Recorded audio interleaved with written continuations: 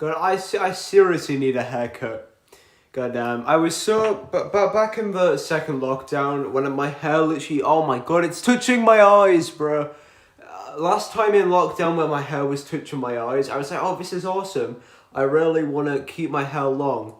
But now I'm kind of like... I don't want to be bald, but, you know, I wouldn't mind, losing a tad bit. Anyways, hello everybody. Welcome to revision stream number 11. My name is Joseph, and like always, we're going to be doing an hour of revision. So, what are we going to do today? Because I just came to the horrendous realization that we are fucked. Well, I am at least. Okay, look. Thursday, Friday, we don't have Monday. I don't have Tuesday due to immediate exam. I don't have Friday because of immediate exam. So I have 4 days left. Let's just say that every single day I do 8 hours of school. Then I simply don't have any more time. I have 32 hours of school left. You guys have maybe 48 hours.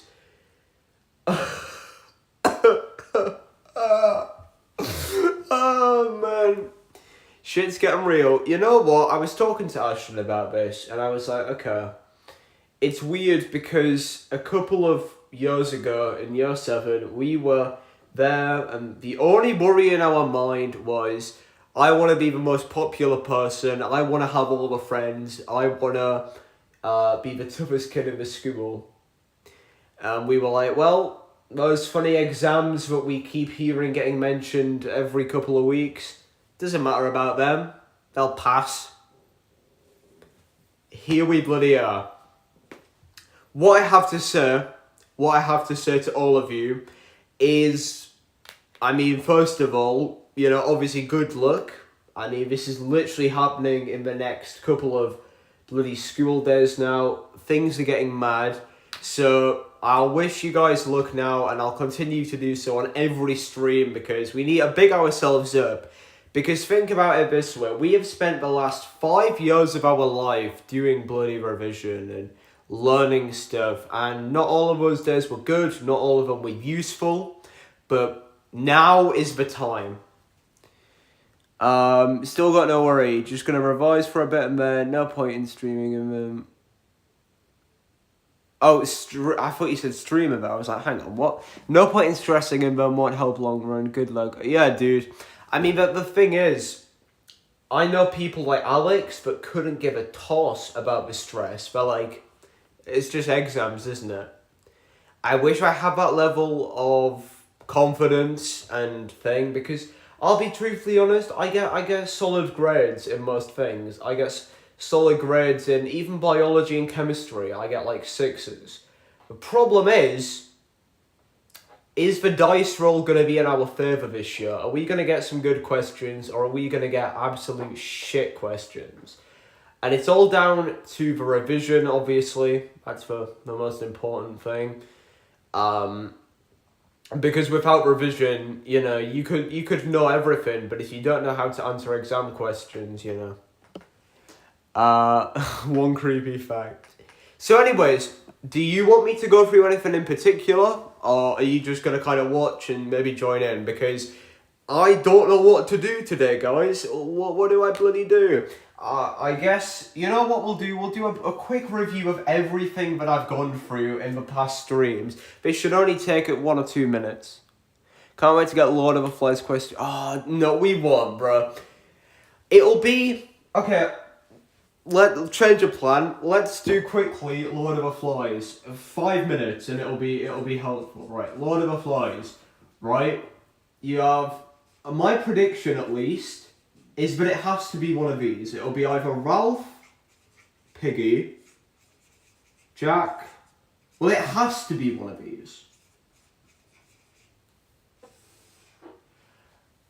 Or, so it could either be Ralph, Piggy, Jack, Simon, or Roger. I don't think it could be anyone else.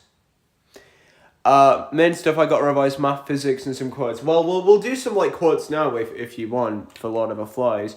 But I could do some math if you would like. But physics, I'll be totally honest, I don't like. I don't care about it. It is the only topic that I'm not putting any effort into during GCSEs. Whatever I get, it's fine. Like, so long as I get a pass, that's acceptable. I'll just revise the basics, the absolute basics. I'll give myself a solid foundation. I'll revise some of the higher stuff maybe the night before. But, man, I don't like physics. I've never enjoyed it. It just is the most boring science, in my opinion. And I'm not planning on doing anything with physics, so hurrah. Anyways, Ralph, Piggy, Jack, Simon, Roger. And then you have the island. You have the conch. You have, I guess, the boys themselves. You have glasses.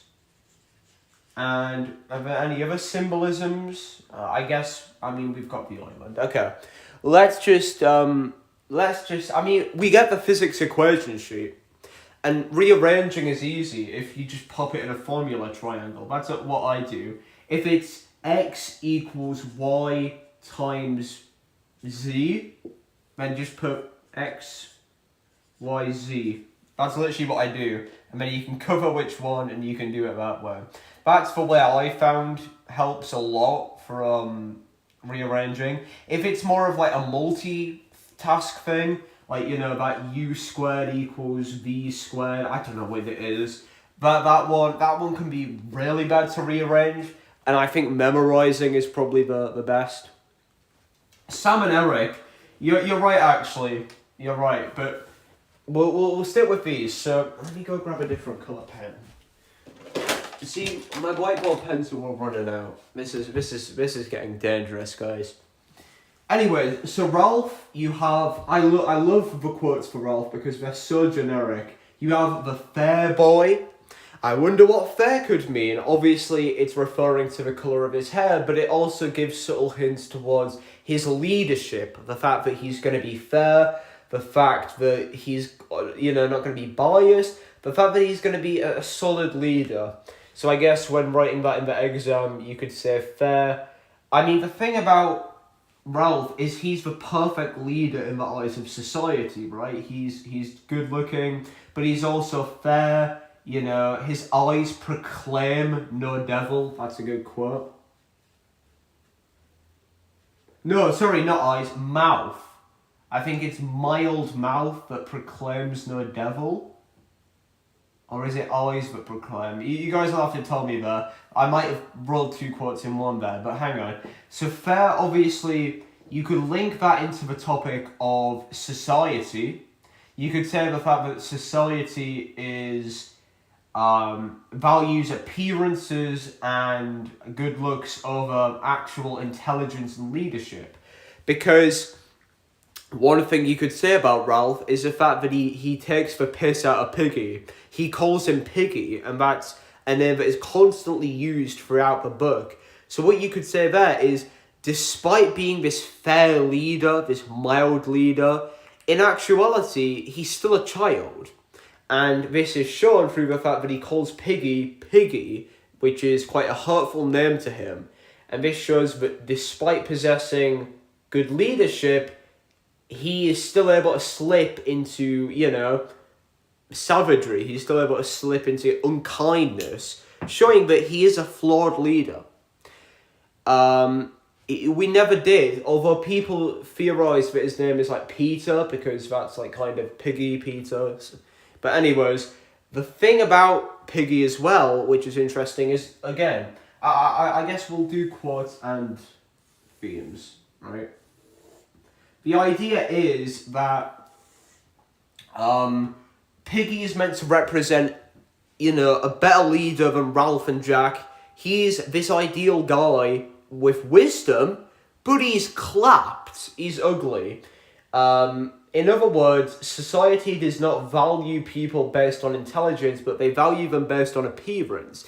Piggy is deceptive in that way. He juxtaposes the ideas of society because despite his appearance, he is the one who offers the most wisdom, but he is also the one who offers the most care. For example, he's always tasked to look after the little ones, which suggests he has caring nature. He is almost quite motherly, I suppose. He definitely resembles an ideal person, but not a leader. Will you keep these revision streams? Yeah. I'll keep them up forever, basically. Yeah, a parental figure. That's a good one to use. What quotes could I use for that? I'm trying to think. I mean, obviously, the fat boy, I think, was one.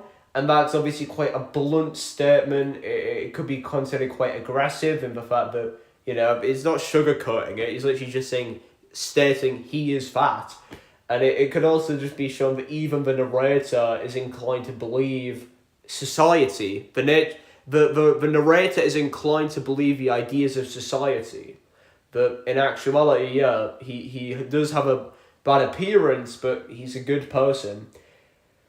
Piggy, of course, directly links to the ideas of glasses. The idea that, he believes in the power. Well, his glasses are single-handedly the key for destruction and creation in the island. Quote about how, the quote about him, because obviously he's saying I have asthma, and that could be shown that despite obviously this condition, he sees it as almost an advantage. He sees it as something that differentiates himself. So in that sense, it's that kind of childlike wisdom as well. The fact that he's perceiving this kind of thing which would definitely affect a person's life, he's kind of seeing it as just something that he has to put up with. So he has quite a mature viewpoint on things as well. Oh, accent. That's a good quote. Accent. There was a quote, I can't recall it exactly, but it's it talks about his accent and the fact that the boys don't care about his accent, which shows in a way that, this society that the boys have created may be better than an actual one because they're being more accepting.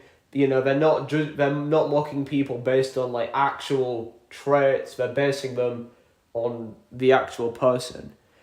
But like I was saying, the glasses are creation and destruction, irony in a way, because to begin with, they're used to create a fire, which is a fire obviously literally represents creation and destruction. And the glasses are broken in half, which of course foreshadows Piggy's death. In fact, aren't the glasses shattered when he dies, actually? No, the conch is shattered. Can't remember when the glasses are broken, but either way, I think it might be Jack that breaks them. Once again, foreshadowing there that Piggy's inevitable death. But yeah, the glasses are interesting. They suggest also the fact that Piggy needs the glasses, and glasses are a symbol of wisdom. The fact that he is forced in a way, or he is binded with intelligence. I think it's actually when Jack punches Piggy, because he says he broke me specs. So yeah, we've done the glasses, we've done Piggy, and again, there's some quotes. I made a little PowerPoint where I did Ralph, Piggy, Jack, and Simon quotes. If any of you guys want to be added to that, or I'll just put it on the big Google document. I'll add it as a little plugin. Jack is an interesting character. He directly goes against the democracy of the island. He is almost a communist, and I know this sounds dumb, but think about it logically. The idea for this book is that it's an allegory on democracy, on the flaws that democracy isn't perfect. In fact, those who you make leaders and those who you hold up to a high perspective might actually be the worst types of people. So in that sense, Jack could literally represent communism, this opposing force to democracy, or I guess, what's another word for? I guess dictatorship. That's a better word than communism. Jack is a dictator. He is the one who gets the most respect when he's in the castle rock. So his dictatorship and ability to order his tribe around, as opposed to Ralph, who instead of ordering them, just suggests things.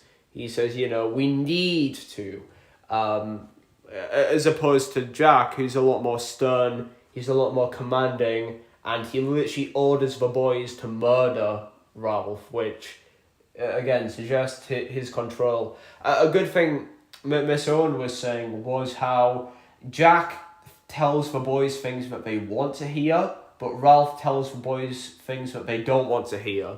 So Jack promises them feasts, hunting. I think at one point he says, when he's literally splitting away from Ralph, I think he says something like, join my tribe if you want to play, or something like that. He offers the boys things that they want. They want to play, they want to explore, they want to eat like fresh food. Meanwhile, Ralph doesn't offer any of that, but he offers an actual solution. He offers a chance to escape. He offers them civility by building huts. Jack does the complete opposite. He embraces savagery and instead embraces the things that the boys want.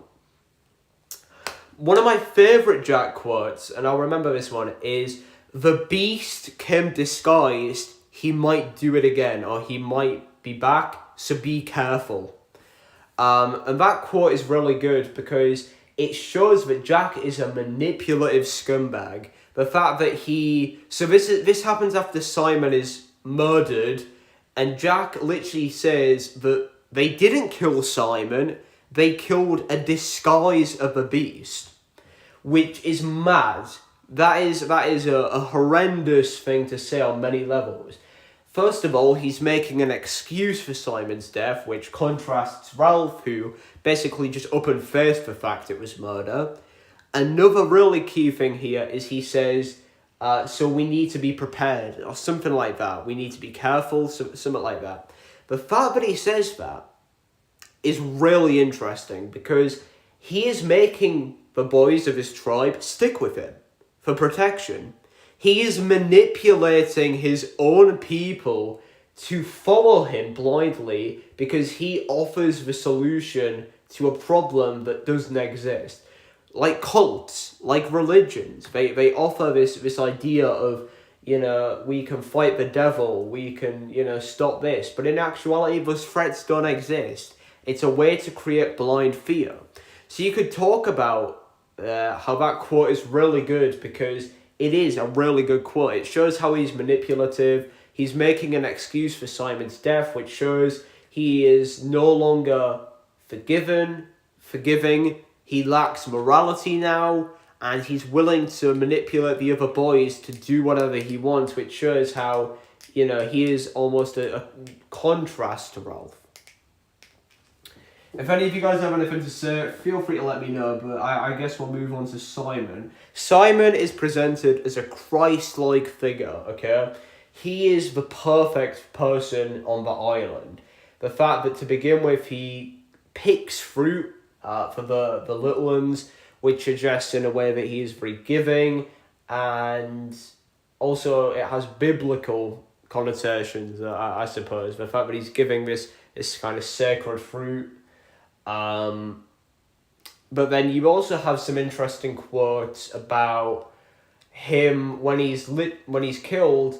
There is a halo of fish that surround his body, and I believe it says something about his hair, like his golden hair or something like that. Again, kind of Christ-like imagery. Even in death, he is presented to be this person who is almost, perfect, pure, and good-hearted. He's an interesting character. He tells Ralph, you'll get home, or something like that. The fact that he says you will instead of you could, or something like that. I assume it's an imperative, maybe. The imperative suggests obviously that Simon has good faith, he's good natured, and he wants to ensure the best for all of the boys. He's not saying you could get home, he's saying you will get home. He's reassuring. In a time where Ralph begins to worry and begins to slip to savagery, Simon is the one who kind of lets him readjust. Simon is also a catalyst in a way for Ralph because after Simon's death, Ralph is the only person to admit that he murdered Simon. The fact that Ralph came to that realization when all the other boys don't shows how Simon has allowed Ralph to really see the true nature of humanity. He's learnt how bad, those people are. He's learnt how bad he and all the other humans are. So Simon is a good character to talk about. Finally, Roger, who is a sadistic fuck. He obviously is the one who kills Piggy.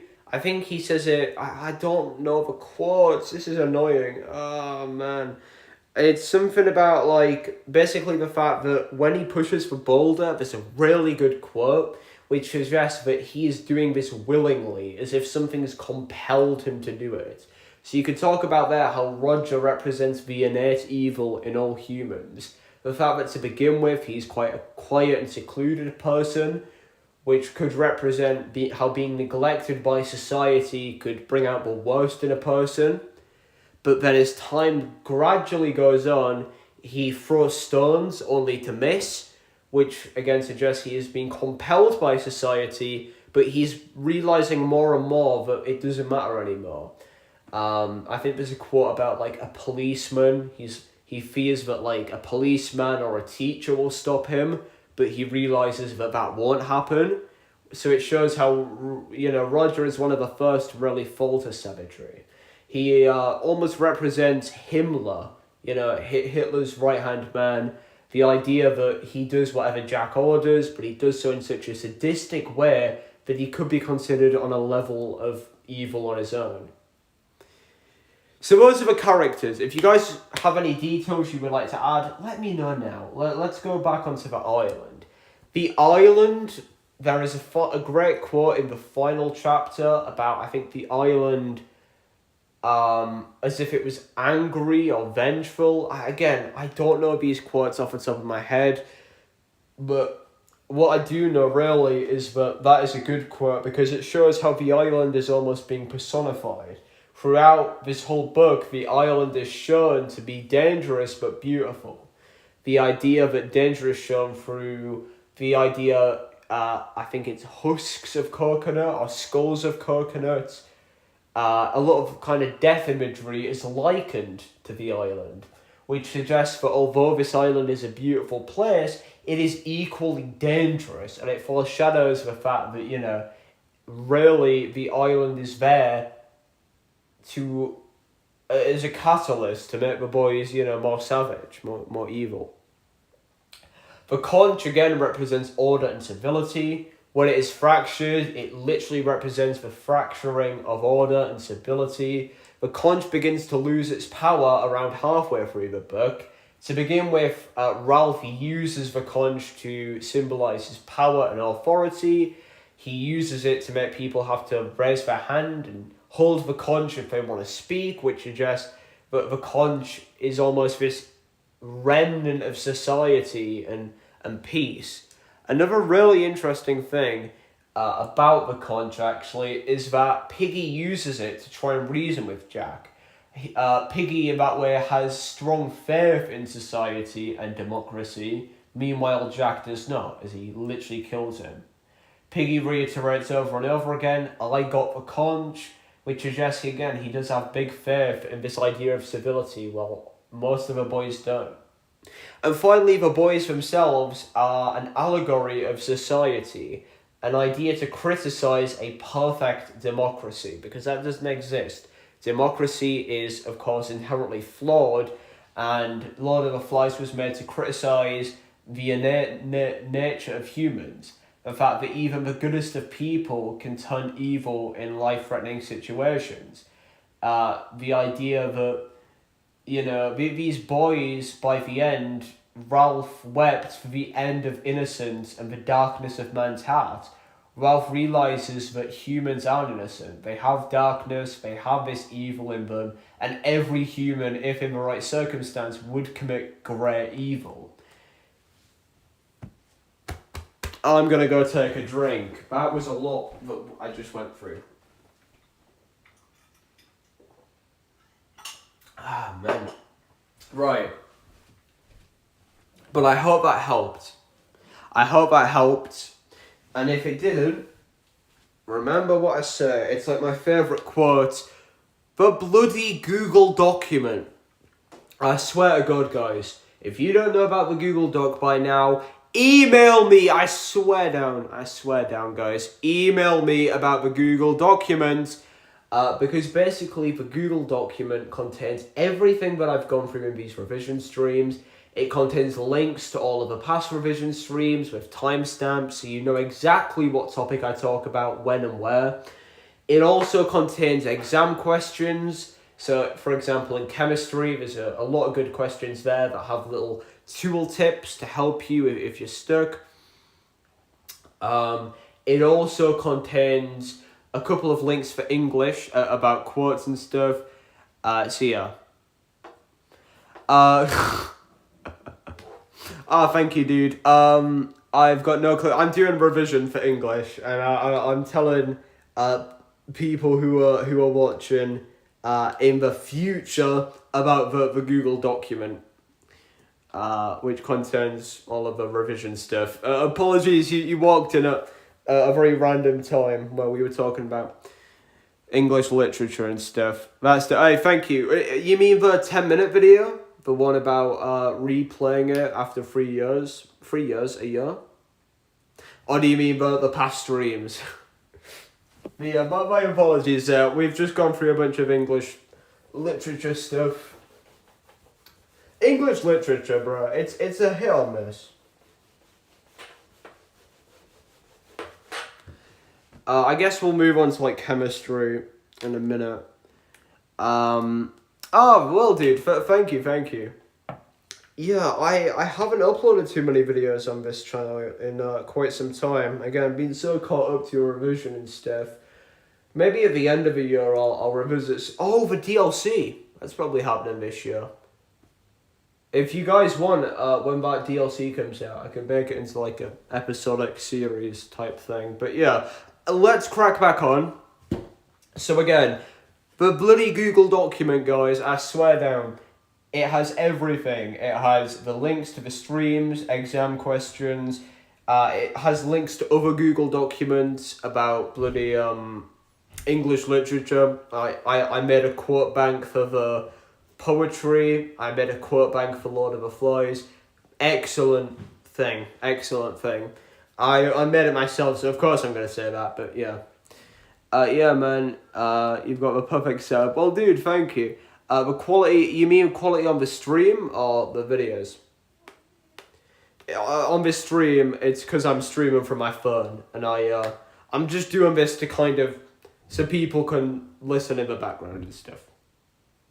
Yeah, that'll be why then. The videos, on the other hand, I definitely pour way too many bloody hours into them. That's why I've taken like countless breaks in the past. But yeah. Anyways, chemistry revision. Let's go do that. So, in fact, should I do chemistry or biology? I'm not... See, according to the people that I spoke to today, we did bloody, a lot of stuff about... Apparently we just did like a paper for chemistry. So what I might do actually, I might go grab like a paper and go do a bunch of questions and stuff, and we'll like draw them on the board. I'll be 2 minutes, I'll go grab one.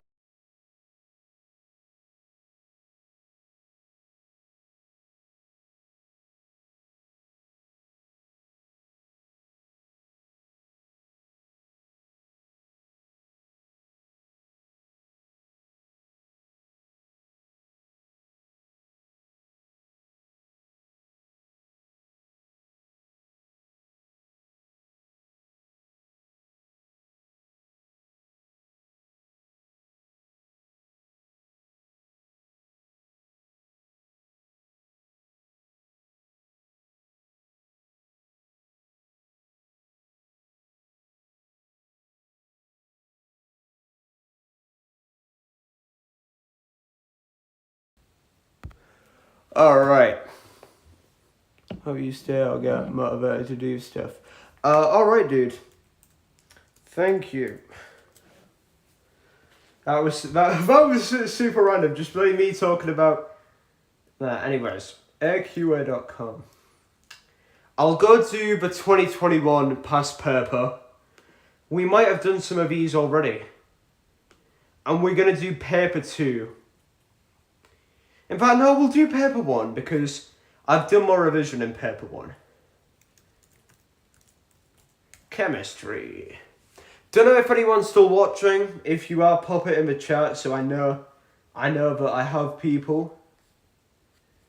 But anyways, I'll go pop the mark scheme and question papers. Okay. So, what we'll go do is November 20. Oh, I need to go for.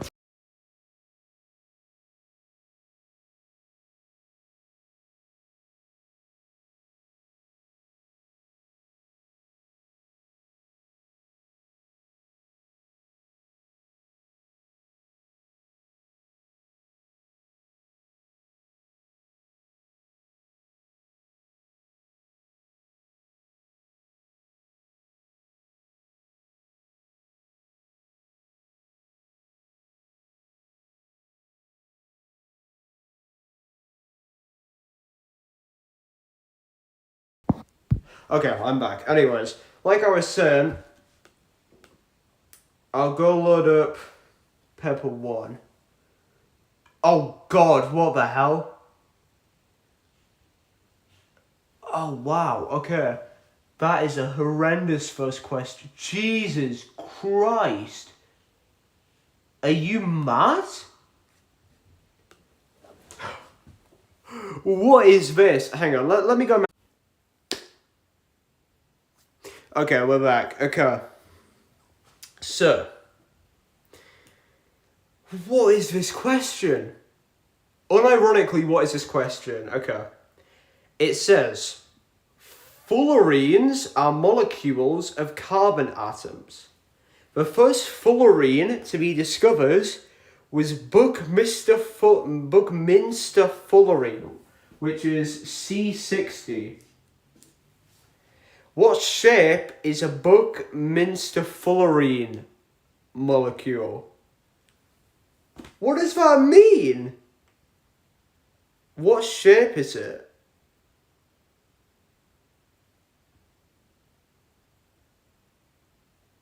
I'm gonna guess it's a polymer?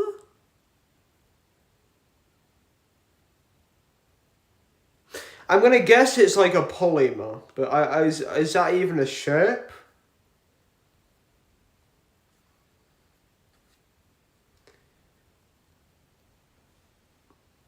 Bruh. It's spherical. What is that? What? How was I meant to know? What does that mean? I don't understand. Hang on.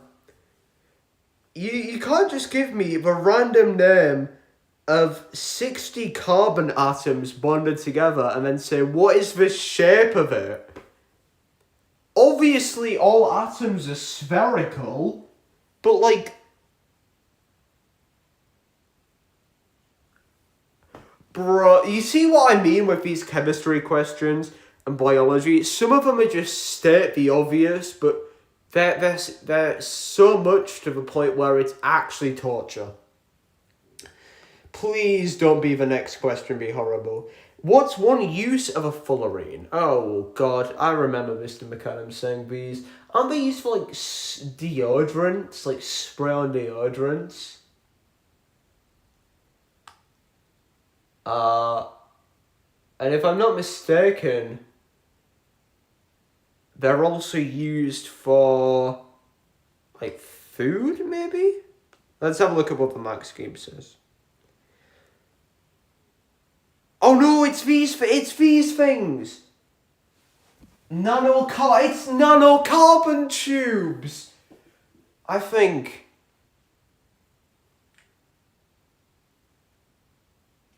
Drug delivery. We got a question about this in the last mock. You have like your drug, and then you have like this carbon nanotube around it, so that the drug can be delivered. Oh my god! Also, reduction of bacterial growth. Yeah, that's what I actually would have said. Because silver, you can get silver like particles that can be used to. Man, that is such a horrible question. I overthought that so much. Oh, hang on. Is this paper 2? This is paper 1. Why are we getting a question about propane? Why are we given this on question 3, bro? Propane is a compound of carbon, hydrogen, and oxygen. Oh no, propanone. Not propane, propanone. Oh no. Complete figure 2 to show a propanone molecule. What? Are you joking? Why do we... No. We need to draw a propanone molecule.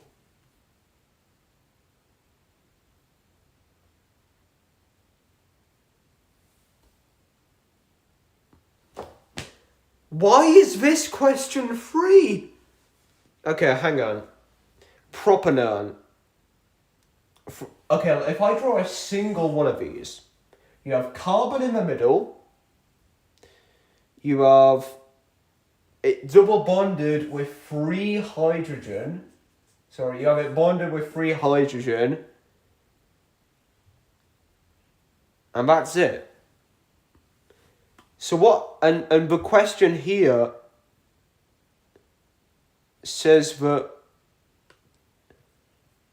it shows C, it's double bonded with O, and it shows it like this. What I'm assuming is maybe it's 1, 2, 3, 4, 5, and then we draw like a bracket and then N? Or is that for organic chemistry? Let's check.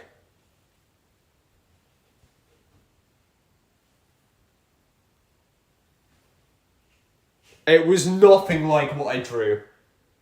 Oh, Jesus. We had to draw the whole molecule, not just one. No, actually kill yourself. Actually die. Okay. It shows 1, 2, 3, 4. Oh, am I really going to have to draw this out just to show? It shows this. And that. And then it shows 1, 2, 3. Oh wait, that's an oxygen one. 1, 2, 3. Okay, so it's like that. And then what it then it asks you to draw it from here. So, oh, I get it now. I actually get it. That is that. That is that. So what you would have had to draw is C and then 1, 2, 3, 1, 2, 3. Hydrogen, hydrogen, hydrogen.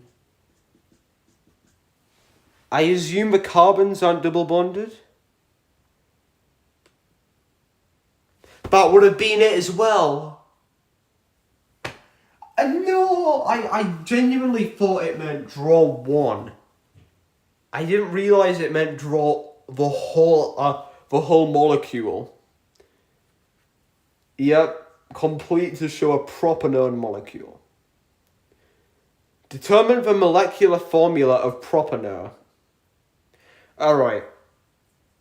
It is... Oh, I've just wrote... Here, guys. Or if you guys have a computer or something, go to aqaa.com, aqaa.org, and find Chemistry Paper 1, November 2022.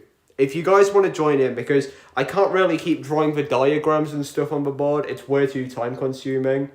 So if you guys want to see what I'm actually talking about, and maybe join in, because if we multitask, if we double this, we could probably work a lot out. We have to draw a formula, and I'm counting 1, 2, 3 carbon, so I'm assuming it would be C3. I'm counting 1, 2, 3, 4, 5, 6. I'm counting 6 hydrogen. And I'm counting 1 oxygen. So would it just be C3H6O? Or is it going to be something dead complex? Oh no, I got it. Okay. Okay. That was the answer. So all I had to do there was count. Alright. Okay. I have no idea if Kieran is still watching or not, but the thing is about my view count here, it shows that I always have 1, which means I have no idea whether that one person's still watching or not. But guys, if you want to join in, it's AQA, November 2021, paper 1. I'll write it here, November 2021, paper 1. And obviously it's going to be higher. Where's my eraser gone? Anyways, enough. Let's keep working. Propano is a liquid with a low boiling point. Low boiling point. And it's not ionic because it's all...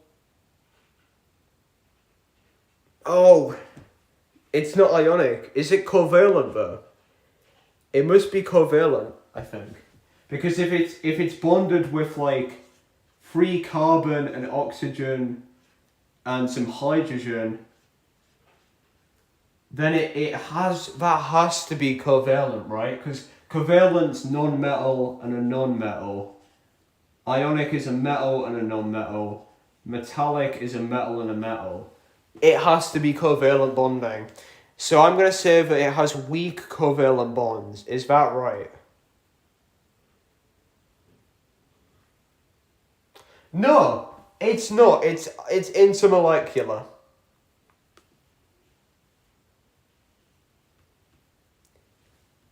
Why is it intermolecular? Isn't hang on. A covalent bond is a chemical bond, but in shelving... Wait, no. Wait, no, it must be covalent bonds because it shares electrons. Hang on. Oh, I don't even have the flashcards. Hang right on. Give me a second.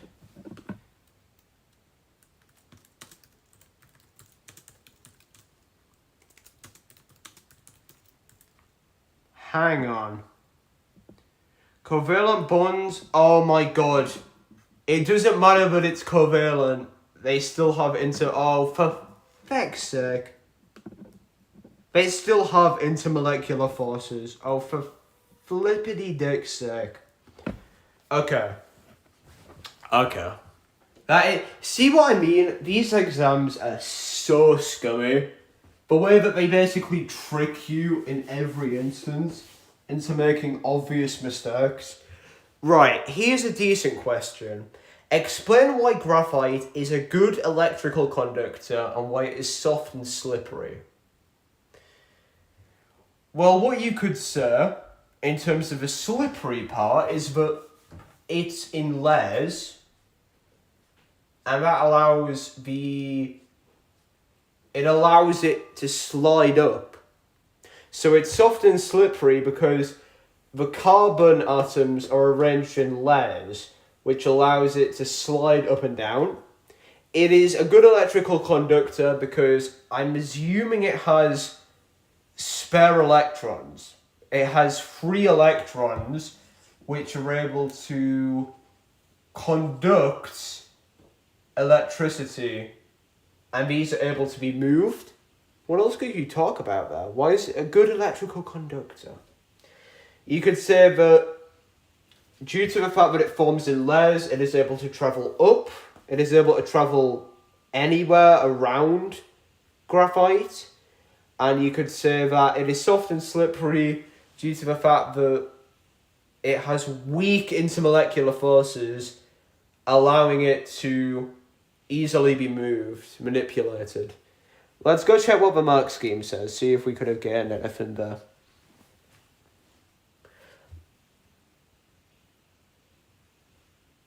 Okay. Layered structure. So I said there that they're formed in layers. Layers that stack on top of each other. They have... I talked about the weak intermolecular forces. I said they have weak intermolecular forces, which means they can be manipulated. The layers can slide over each other, which means it's soft and slippery. That would have been 3 to 4 marks. And I put... the reason it can conduct electricity is because it's not free electrons, it's delocalized. Shit, I keep using the wrong terminology. It has delocalized electrons. Oh! No way! Wait, no, what?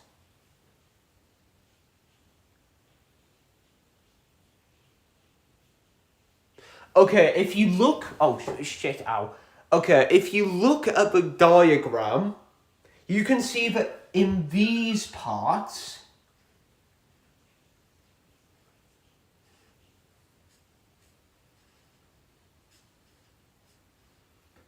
So it's arranged like hexagons, but you guys will notice in this part here, for example, 1, 2, 3 bonds. That's a good tip. Look at the bonds. Carbon can do 4 bonds, but there's only 3 bonds here. There's only 3 bonds. Look, 1, 2, 3. So that means that there is a delocalized electron. That would have gotten me my last mark. I also could have said that these are... Oh yeah, I think I talked about the fact that the electrons can move up through the structure. The fact that they form in layers allows the electrons to move anywhere. Alright, I feel... On a scale of 1 to 10, I'll give that question, in terms of me understanding it, a 6. All I needed to do was literally state some more of the obvious, which I fucking can't, bro. I always don't get that. This question is about the atomic structure and the periodic... Oh, God. Gallium is an element that has 2... Oh, it's isotopes. Great. Give the meaning of isotopes. You should answer in terms of subatomic particles. Okay. Isotopes are atom elements. They are elements with the same number of protons and electrons, but different neutrons. This gives them a different atomic weight. Oh, you didn't even need to state that. No, you couldn't have stated that. Shit. You couldn't have said it. You couldn't have talked about atomic weight. Why? I don't know. But what I said was atoms with the same number of protons and electrons, but different numbers of neutrons. I just added more there. I said, this means they have. I shouldn't have said that. Same number of protons, different number of neutrons. That's literally all an isotope is. Okay. Shit. Okay, the next one's a math one, so we won't do it. But the way to do mass number and percent abundance is, I think you would do 69 times 60 plus 71 times 40 divided by... divided by 100. Yeah, 69 times 60 plus 71 times 40 divided by 100. Alright. Next one. Gallium is in the group 3 of a modern periodic table. Give the number of electrons and neutrons. Okay, so gallium, this isotope has 6931. So surely the number of electrons, same number of... Okay, so if you subtract 31 from 69, you would get 38. So surely it has 31... Proton count. 31 protons, which means... I don't know. Hang on, let me try the mark scheme. I always get this mixed up. 31 electrons, 38 neutrons. Okay, so that number's for neutrons, that number's for electrons. Oh shit, yes! Because everything has the same number of protons and electrons. Okay, so that's the proton number, that's the total mass. So you would subtract the proton number from that. Oh, bollocks, bro. That was the easiest question I could have got, and I could have got 2 marks for that shit. What is the most likely formula of a gallium ion? So gallium is group 3, which means it needs to lose 3. So surely it would be Ga3 plus. Yes! Okay, out of probably 20 marks so far, I've gotten like 4. Gallium was discovered 6 years after Mendeleev published his table. Give 2 reasons why the discovery of gallium helped to it become accepted. Okay, Mendeleev left gaps in his table. These gaps, he predicted the properties of these undiscovered elements. And the answer is, gallium, okay, so you really should have said, I probably would have got 1 mark there. I put, gallium's properties were predicted by Mendeleev, but I should have talked about gallium there. I should have said the fact that, I shouldn't have said he left a gap, he predicted the properties. I should have said he left a gap that gallium fit in, and the properties he predicted matched gallium. So I probably would have gotten no marks there because of this bullshit exam. This question is about, is it electrolysis? No, it's reduction. Oh, for God's sake, bro. The only question that I thought I would be good at, and I don't understand this. 3H2 plus RO3 plus 3H2O. The sum of a relative... Oh, it's a math question. I can't even do this. Calculate the relative atomic mass of R. Okay, hang on. So 3H2, so that would be 1 times 2, so that would be 6. RO3, so that would be 16, 32, 48. So that would be 54 total. Gives you R plus 3H2O. So that would be 3H2. So that would be 6 plus 48.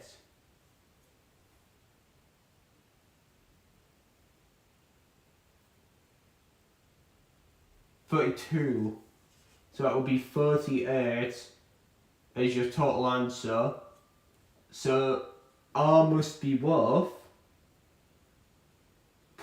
16. R can't be worth anything though, right?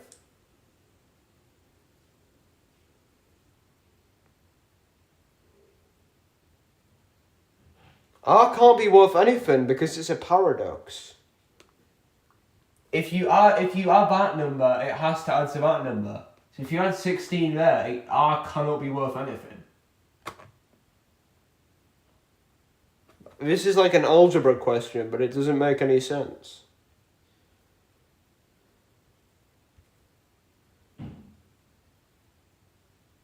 Yep, I got that totally wrong. What you would have actually had to do is do 3 times H2O. Oh no, feck off.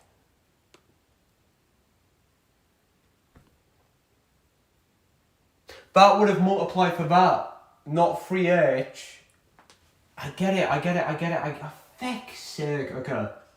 I totally get it. H2O, so that would be 2 hydrogen times O, so that would be 18 times 3, which would be 4, 2.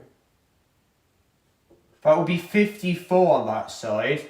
And on this side, H2, so that would be 6, and O3 would be 54. So Would it be 6? Calculate the relative mass of 6 of R.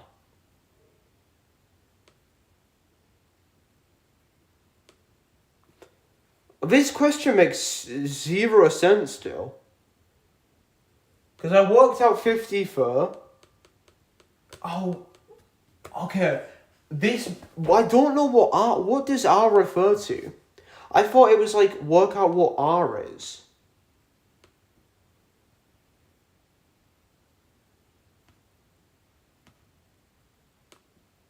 But apparently,